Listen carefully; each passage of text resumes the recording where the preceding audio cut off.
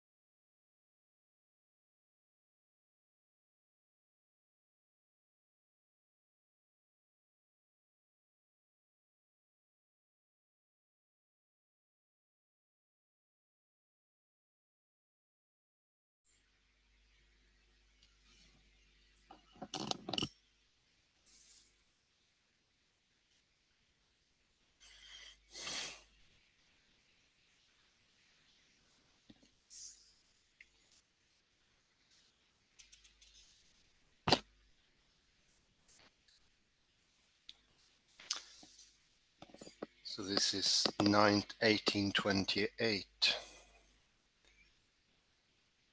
The quality of light in the new city also makes a departure from the real, obviating the need for sun, moon, or lamp.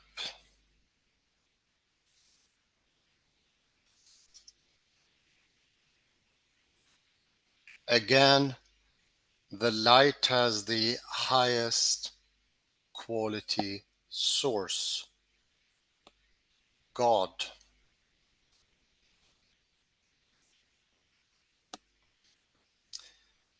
The absence of the usual cycle of day and night reiterates the difference.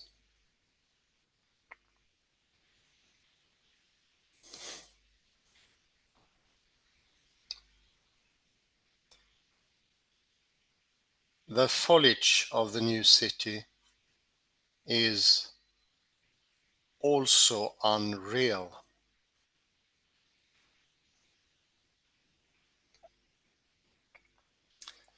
The tree of life produces fruit throughout the year, bypassing usual cycles of harvest, and acts as medicine.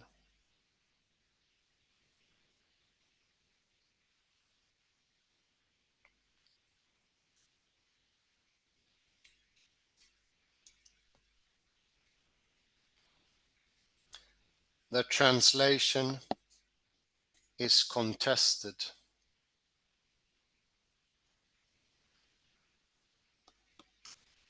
Some translate xylon as a singular, others as a collective plural, alluding to Ezekiel.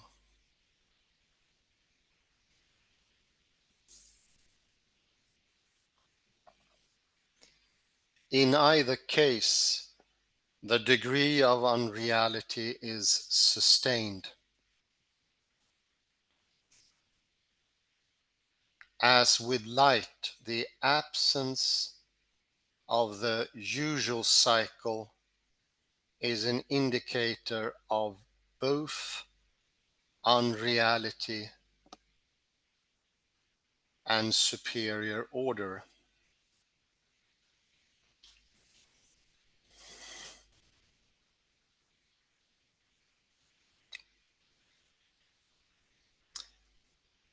A common theme prevails. The functions and purpose of these different features also import a further degree of unreality, which is better explored in the context of desirability, teleology, or eschatology.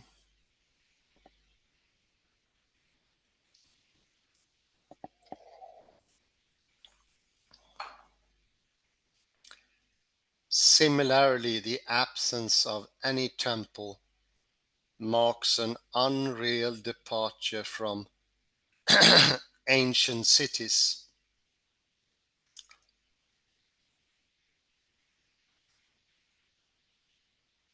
But that is better left until the discussion of the locus aminus as a place where humanity meets the divine.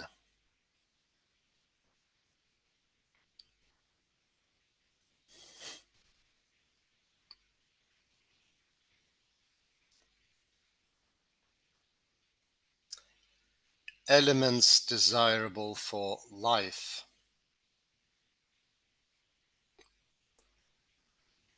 Like the locus aminus of Greek and Latin literature, the heavenly city contains a number of features that are desirable.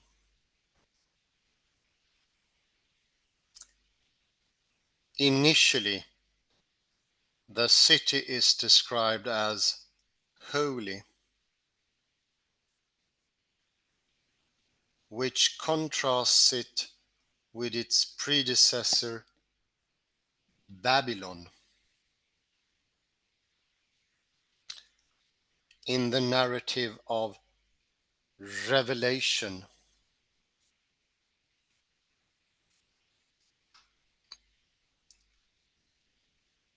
not only is it holy, but it is also free of what is termed undesirable.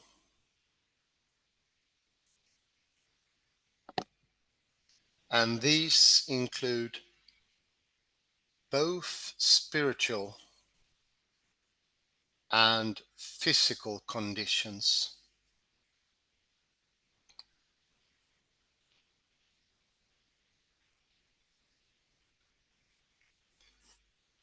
Other verses take this absence further, noting that undesirable people are also absent from the city.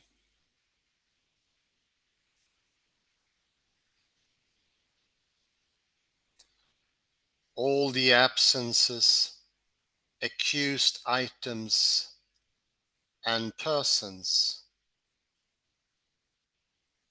and night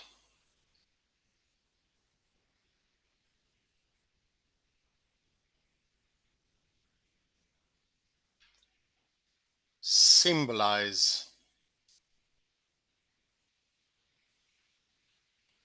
the triumph of life over death, of good over evil.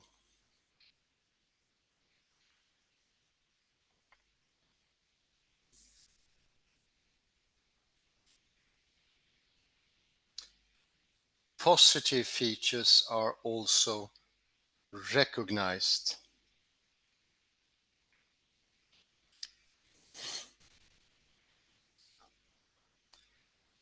One of the hallmarks of the locus aminus is water.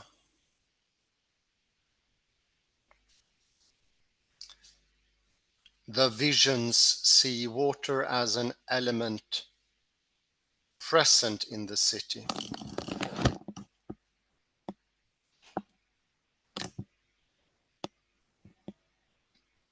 Not only that, the water found in the city is of high quality.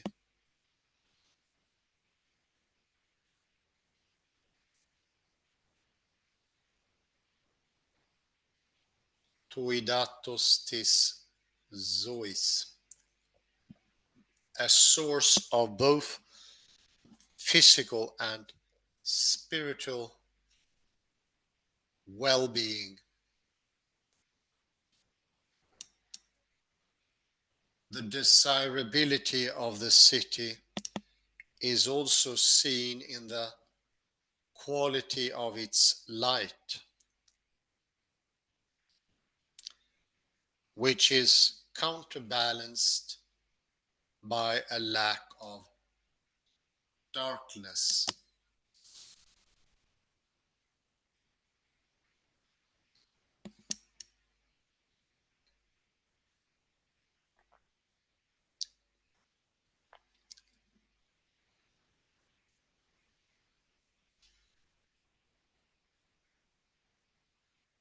This has an additional layer of meaning, for darkness has a moral value, and lights may stand for Torah.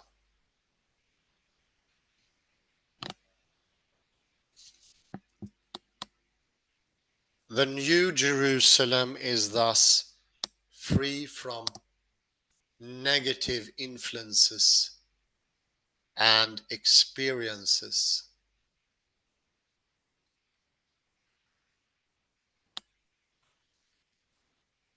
A further need is addressed by the foliage of the city, which is a constant source of sustenance.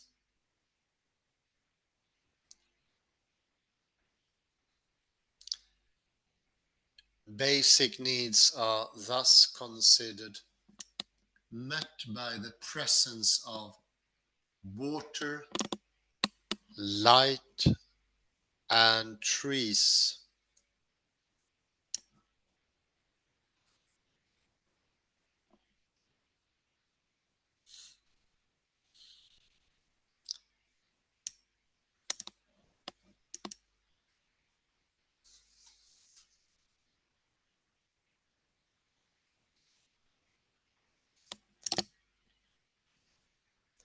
The description of the city also highlights desirable features.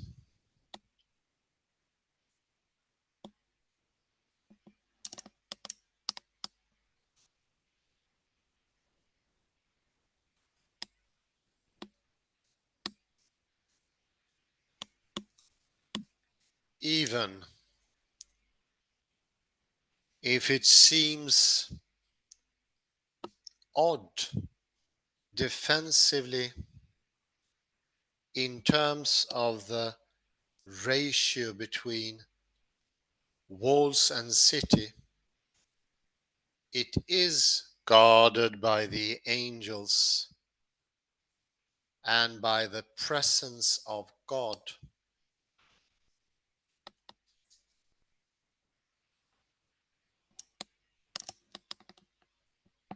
The city is secure.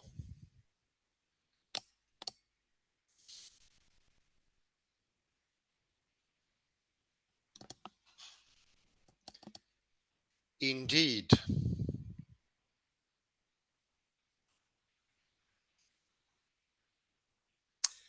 the imagery goes further. This is a place of victory.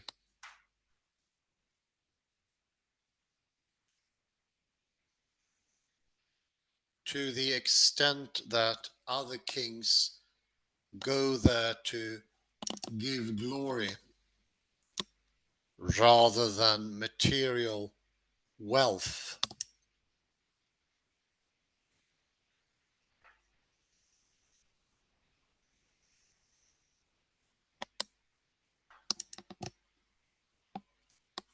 Indeed, the presence of positive elements and absence of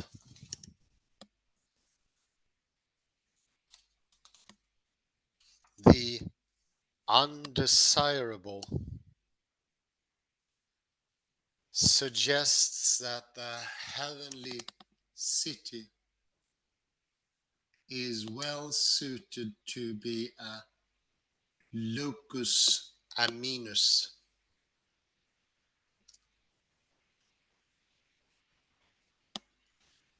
the scene of the resolution of all that might harm the people of God.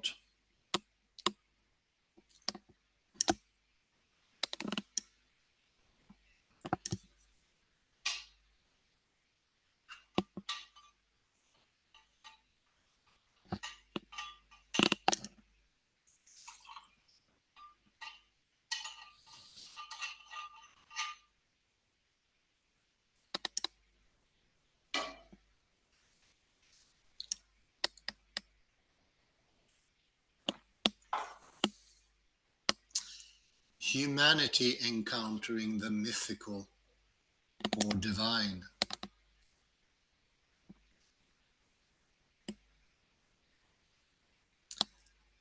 The locus aminus may be used to signify the encounter between the human and the supernatural or divine.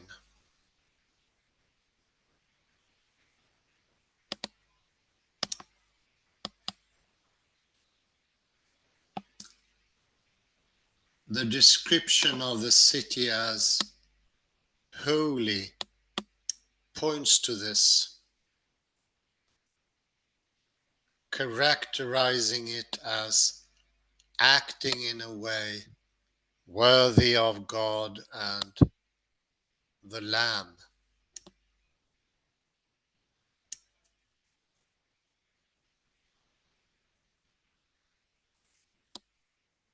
The visions give further indications of this new relationship.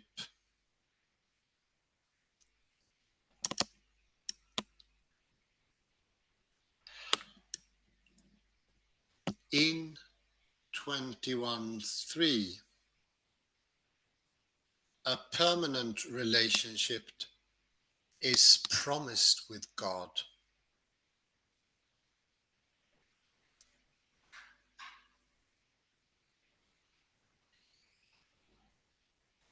This is further developed by a motif of intimacy and relationship.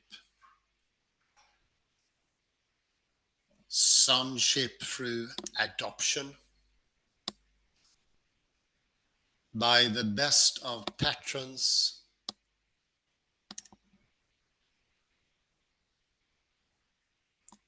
this intimacy is confirmed in two ways by 22:4.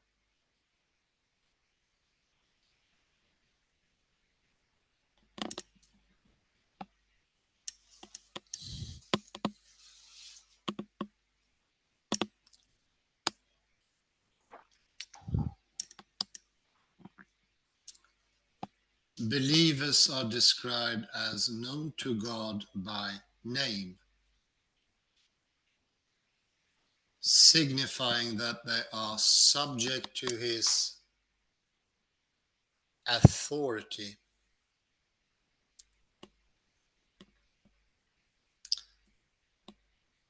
Fulfilling one of the promises set out in the letters to the 7 churches and the people of God. See God face to face.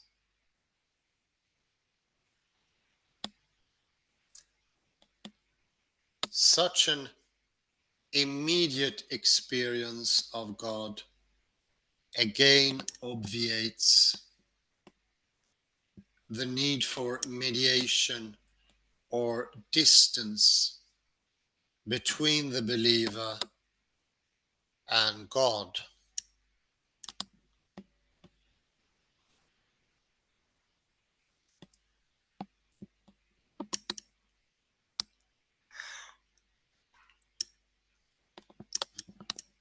The construction of the city makes the same point through an apparent omission.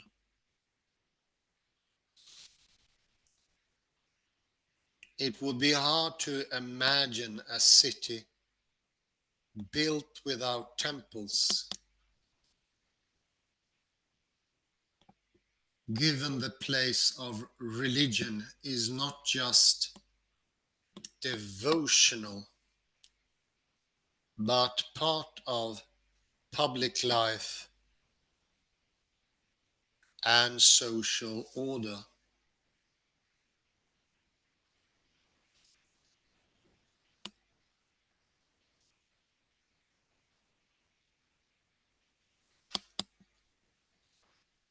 It would be hard to imagine a city built without temples, given the place of religion is not just devotional, but part of public life and social order.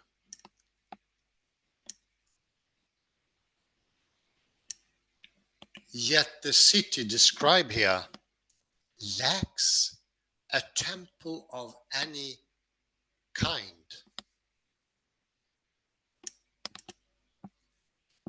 This marks a departure from both the historical Jerusalem and Judaic tradition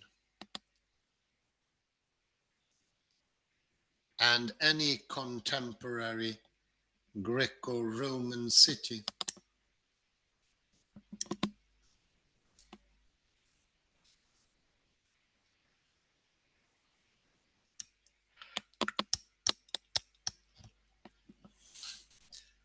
The sense of temple from Roman utopias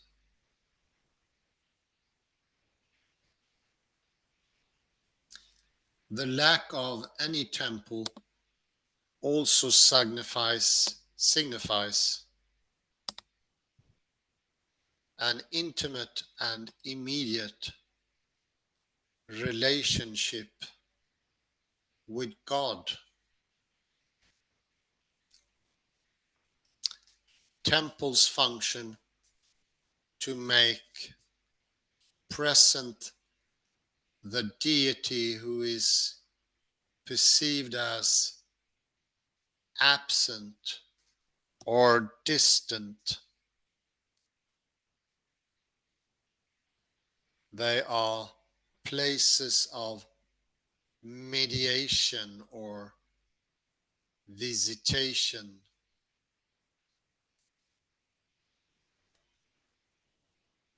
Perhaps even of exploitation.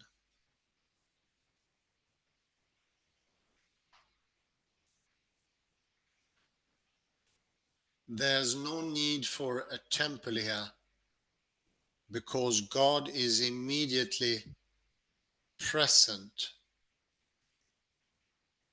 No need for mediation is necessary.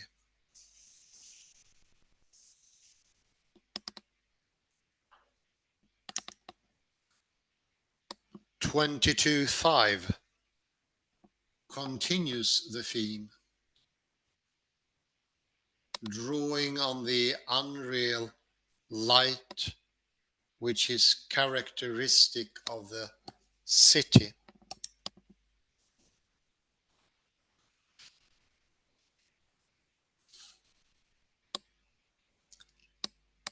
The light that enlightens the city comes not from a creature, from any sun, moon, or lamp, but directly from God.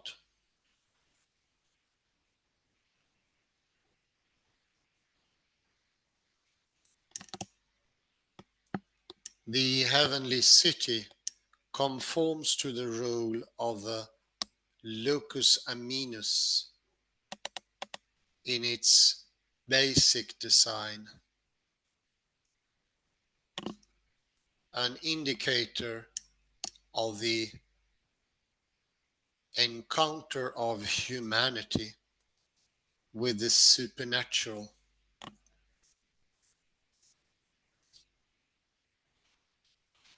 In this instance, with God and the Lamb.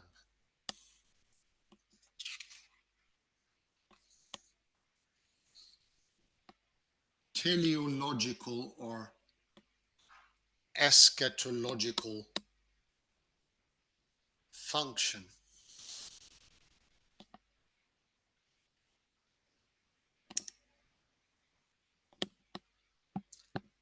The placing of these visions at the climax of the book as a whole is the first indicator of a teleological function. They provide the climax, the endpoint of the work.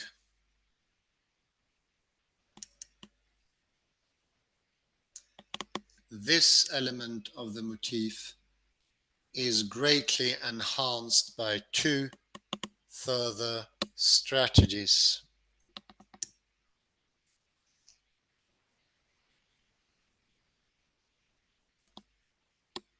The first of these is the connection of the visions to the earlier narrative.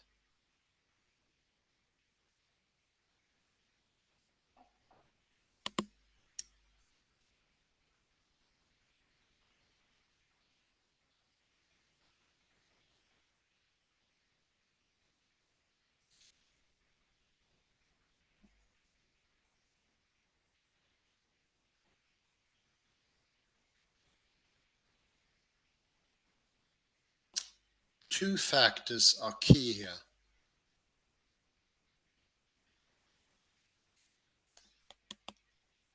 The juxtaposition of the New Jerusalem with the earthly city of Revelation 17, and the fulfillment of promises made earlier in the narrative, particularly in the letters to the 7 churches.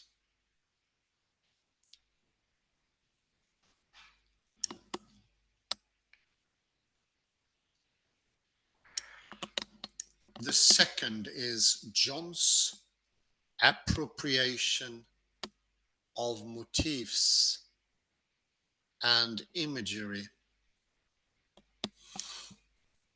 from Jewish scriptures, especially prophetic and apocalyptic traditions.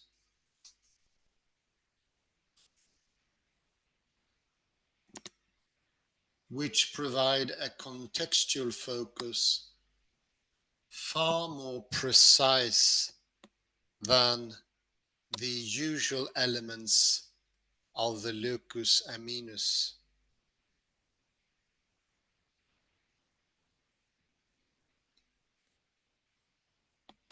They add specific theological significance.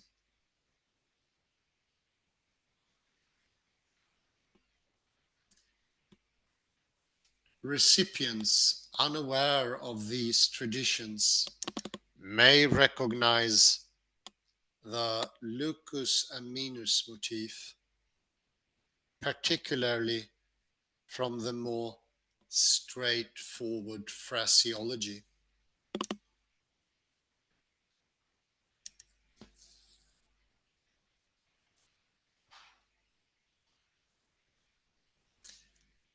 But those more familiar with the scriptural traditions will discern further layers of meaning.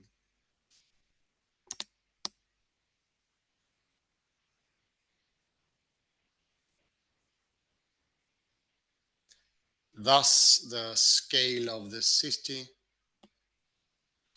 the precious stones,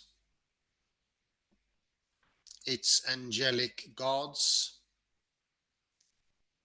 its identification as a bride,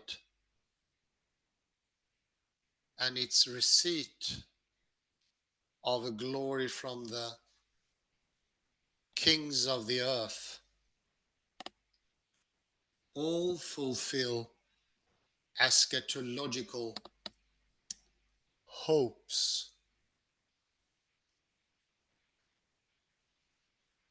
Familiar from earlier scriptures.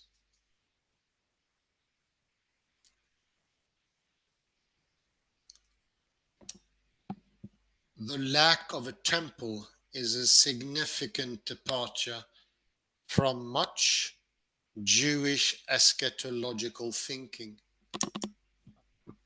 but not all.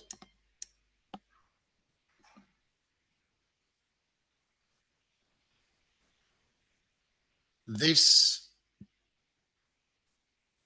does not mean that the temple and all it stands for have been rejected.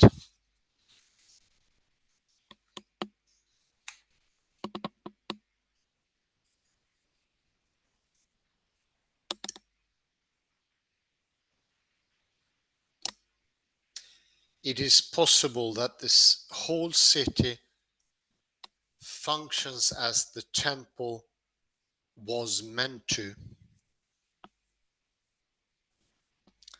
And I will put the pause there.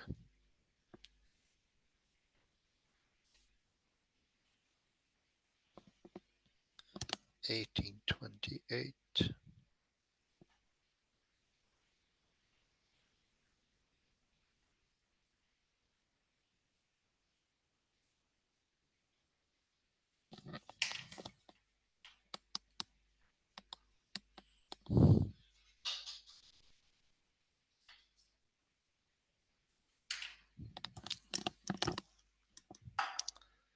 Let me go for some quotes, sites here.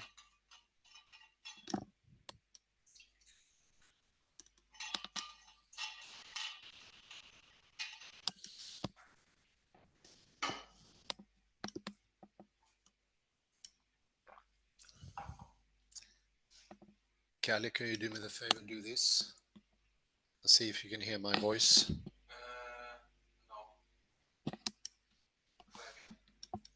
Hallå, hallå.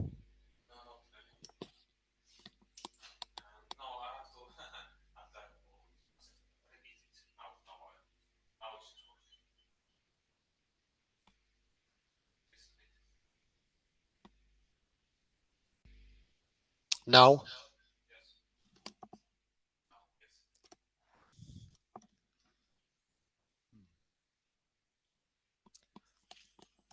Well, for you listening here, apparently we have been without a voice, but I can recommend that you could put it down a bit. Recommend that you read it for yourself, and you will get at least a summary from me here now, which is the most important.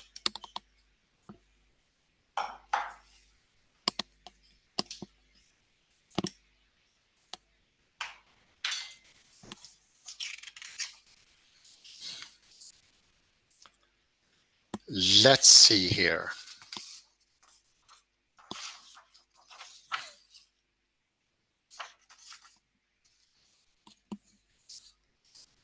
On page 178.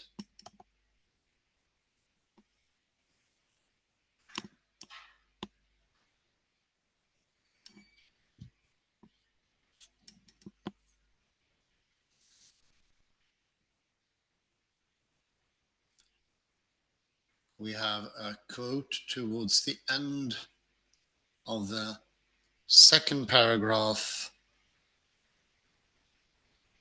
right column.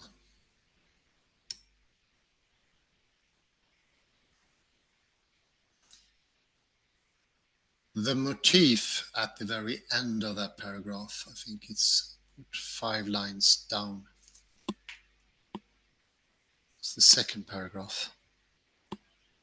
The motif suggests that the city functions as a place, a realization of hopes and promises, not just as a symbol for the saints of God. The situation of the audience, the narrative, and so on.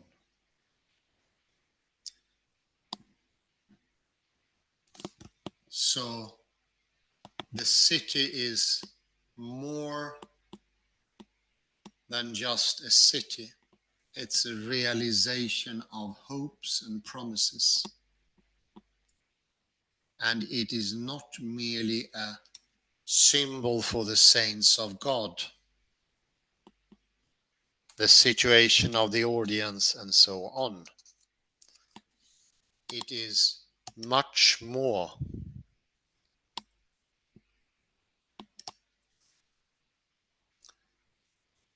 And something I read here in the third paragraph, third subtitle or subchapter, mixture of real and unreal. I'll read the quote. The mixing of real and unreal, or natural and unnatural elements, begins at the very start of the visions.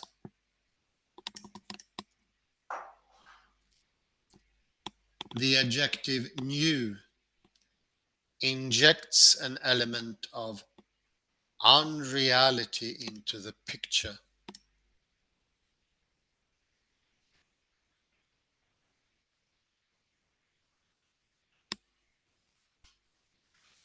Thus, the reader is presented with a picture of a new heaven and a new earth.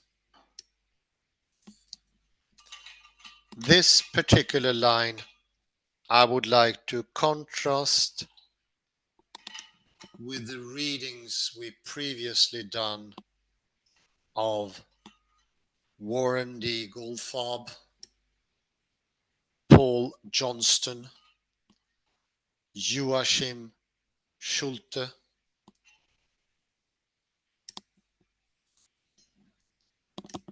Edmund Dane, Wittgenstein himself. It does not make any language sense to think of unreal thoughts or unreal wishing. So although it seems to be a sort of dichotomy here, I am uncertain that that very dichotomy is in itself a functioning part of the language game, or any language. It doesn't make any sense to say that thoughts can be unreal. In the same way, when we're starting to more closely realize that thinking is not an accompanying feature, something you can learn from the Francis Lin lectures.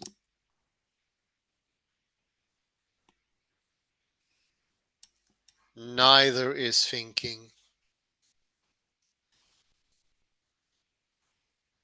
something that originates action or speaking, or, if you like that, imaging. No, the distinction real and unreal is much more complex.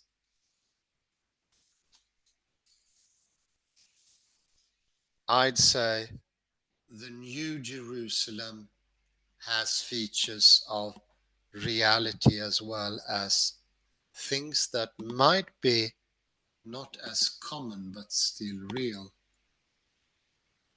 Can it be thought, done, said? That is it. In that case, it is really out there, participating in everything.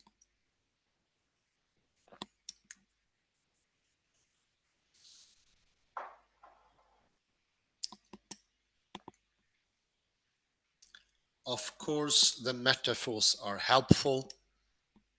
They will bring reality to become even stronger or more glorified and colorful.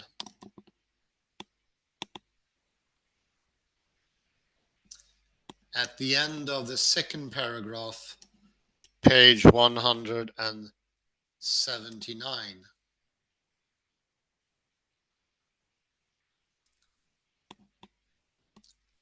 luxury functions to portray a higher philosophical or theological value,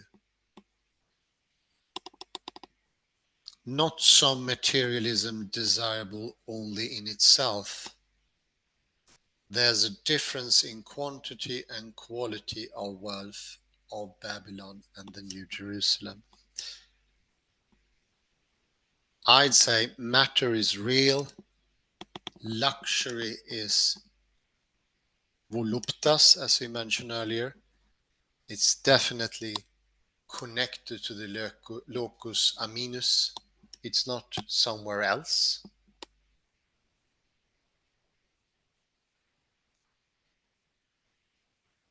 And as we mentioned, the tree, the xylon, producing fruit all year, you have permanent, eternal life.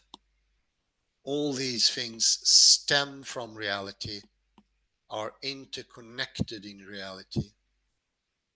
Makes no sense to say them that they are imaginary. Of course, the quantity and quality in New Jerusalem obviously is higher.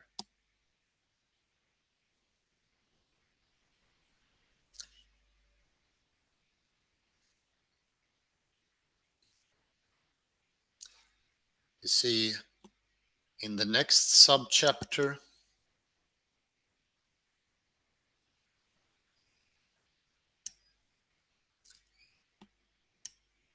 elements desirable for life, like the locus aminus of Greek and Latin literature, the heavenly city contains a number of features that are desirable.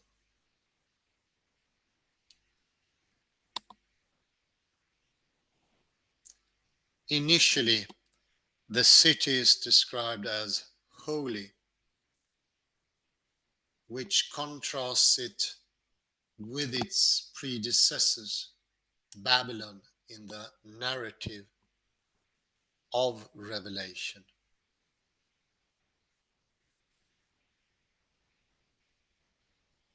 It's a desirable, fantastic, glorified place. Eternal happiness resides there. And as further mentioned a bit down, it is a source of both physical and spiritual well-being. And the water is particularly strong and delicious, health-giving.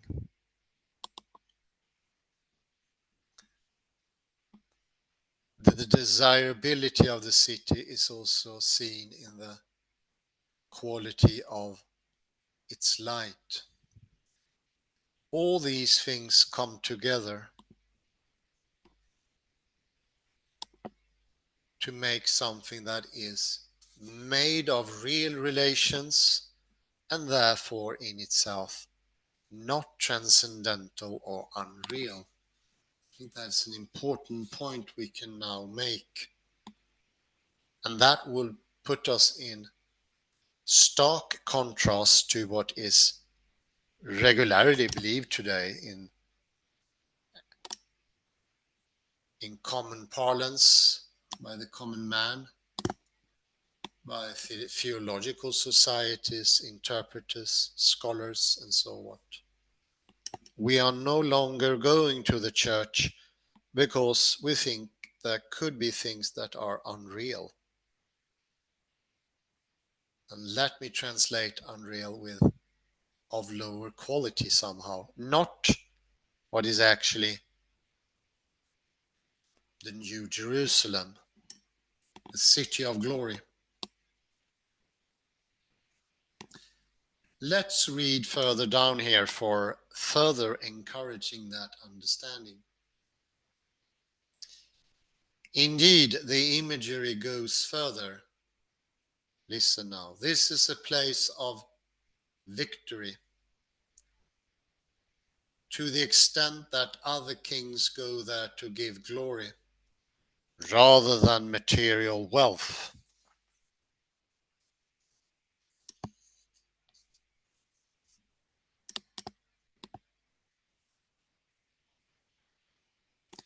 Everything can be had in this New Jerusalem, but oddly, there is no temple. On page 180, 7 or 8 lines from the bottom of the left column,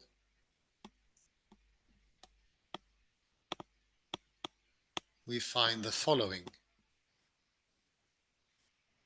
There's no need for a temple here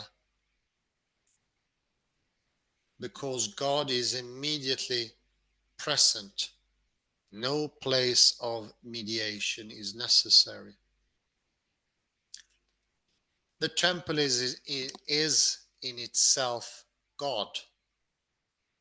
All that God has is in the New Jerusalem. And that makes it an extension, an expansion of the Lucus Eminus, and makes us understand it is nothing unreal with this. This is not how it was depicted in the years after the birth of our Lord Christ, but it is today. Lower quality or not participating in any action, being instead ruled by unreal laws, regulated by unreality.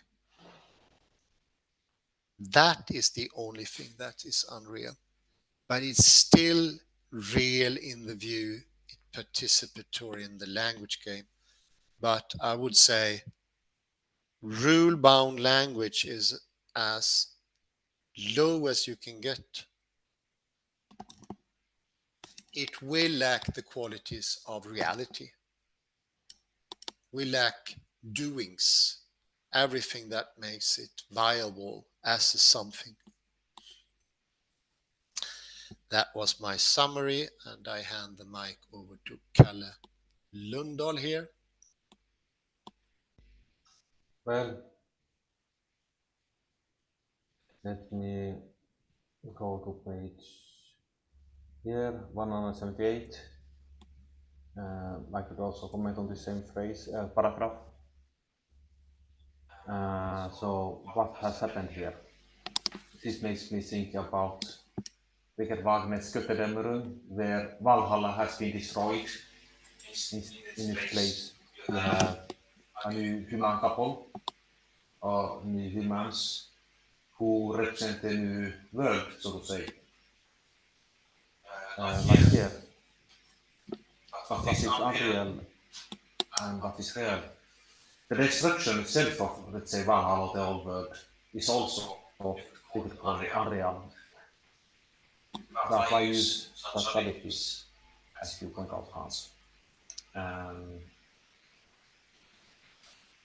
But this phrase is, I think, is good. New functions to distinguish what is appearing from what has to experience. Or is it a good phrase? Yes, we live in the old world and we experience it.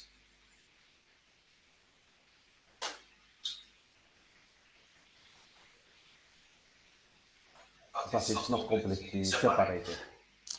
Nothing new is completely separated.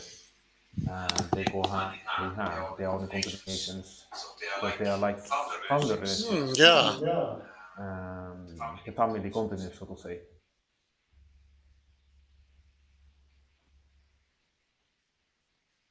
Mm. And we could actually look at an artwork together that's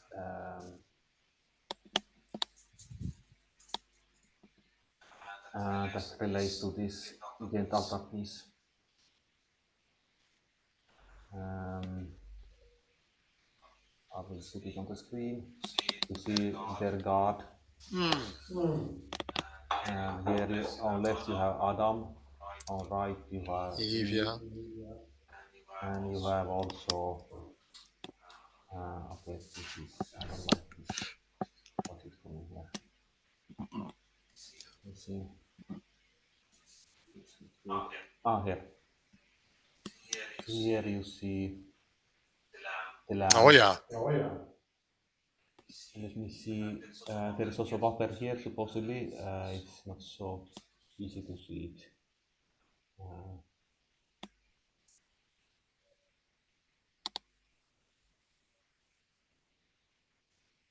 Uh, that is. And the text says that there should be also angels that act as guardians. And Those are probably the Fergus white King, clad ones let me see if I that can are get around the lamp. They seem to be Yeah, having yes, wings. indeed. But it's a little bit odd. They are worshipping the lamb, Mm. and they are not actually guarding the city, as in the Book of Revelation. There's a little bit difference. So this is, we could perhaps say that the lamb itself, where it stands like an altar, Mm. it's a mini Jerusalem in itself. Hmm. But I suppose in extended sense, the whole everything is a Jerusalem here. Oh, yeah. It's the heavenly place. Hmm. Everything is contained within. Hmm. I propose that we end there, Hans, this Hmm. exciting paper. Let me just say that I'm sorry for the lack of sound in the beginning here. That we will check more carefully next time, but you got the summation. And I do recommend that anyone listening that you go to 827 or 822 to listen to Goldfarb and I'll read there. There you will understand why so many think that thoughts can be unreal somehow when they are separated from reality. Their relations, they become less, but they can never become unreal. Heaven and the New Jerusalem is as real as it gets, and Goldfarb has shown that. You will understand that, and then you will understand something that I would say that a vast majority of theologians haven't understood. It is quite a revelation, so to speak, in itself. It is well worth doing that. And I say thank you very much for the nice comments on my colleague Kalle Lundahl. Thank you. And thank you everyone for listening in, and have a pleasant day, morning, afternoon, or evening, wherever you are.